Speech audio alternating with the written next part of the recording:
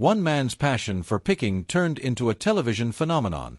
Frank Fritz wasn't just a collector. He was a storyteller, a treasure hunter, and a personality that millions grew to love. But behind the laughter and the antiques, there was a deeper story, one filled with triumphs, struggles, and an unexpected final chapter. Join us as we talk about what they found in Frank Fritz's estate that will leave you speechless. Frank Fritz's journey began as a small-town kid with a love for collecting. The shocking news of his death left fans and collectors stunned. His rise from a curious child to a well-known television personality was fueled by passion, determination, and unexpected twists. To truly understand his story, we have to go back to where it all began, his early life. Born on October 11, 1963, in Davenport, Iowa, Frank had a fascination with objects that told a story.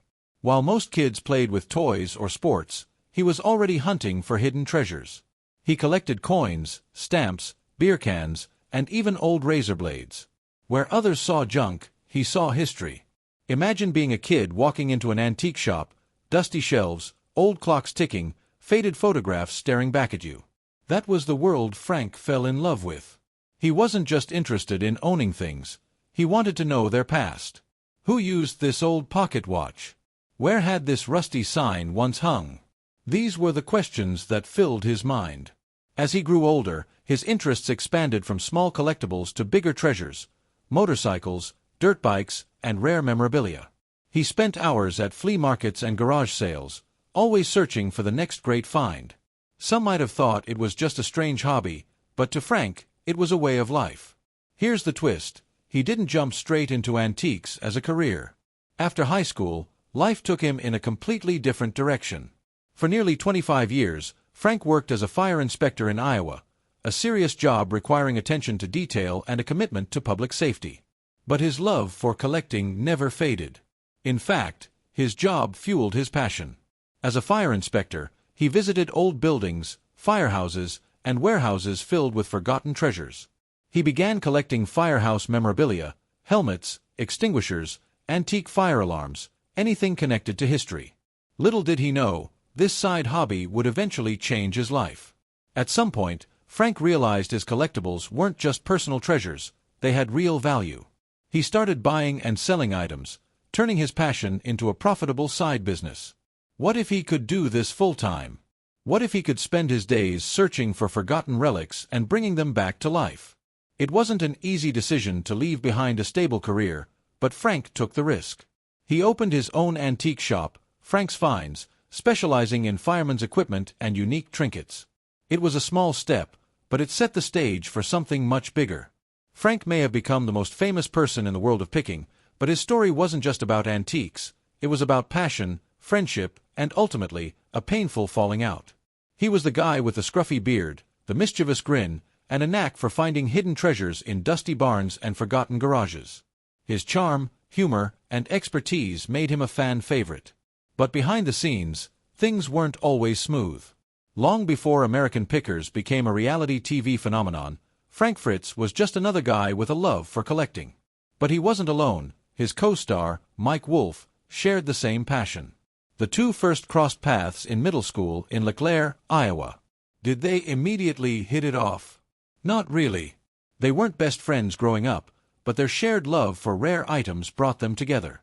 Mike was the visionary, dreaming of turning picking into something bigger. He filmed his picking trips, pitched the idea to networks, and eventually convinced Frank to join him. Little did they know, their road trips would become a massive hit. When American Pickers premiered in 2010, it quickly became a favorite. The premise was simple but addictive. Mike and Frank traveled across the U.S., searching for valuable antiques and hidden treasures. They didn't just buy and sell, they told the stories behind the objects. Frank's charm shone through. He connected with people, made them laugh, and made the audience feel like they were right there with him. He wasn't just buying old signs or motorcycles. He was building relationships. For over a decade, the show thrived. But in 2020, fans noticed something strange. Frank was missing from episodes. At first, there was little explanation. Then came the truth. Frank had taken time off due to health issues, including major back surgery that left him with 185 stitches and 2 rods in his spine.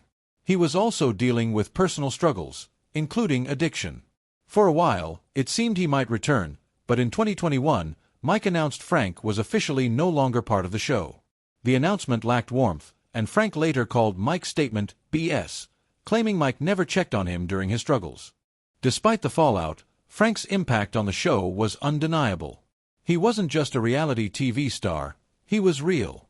His excitement over antiques, his hilarious one-liners, and his ability to turn dull moments into adventures made people love the show.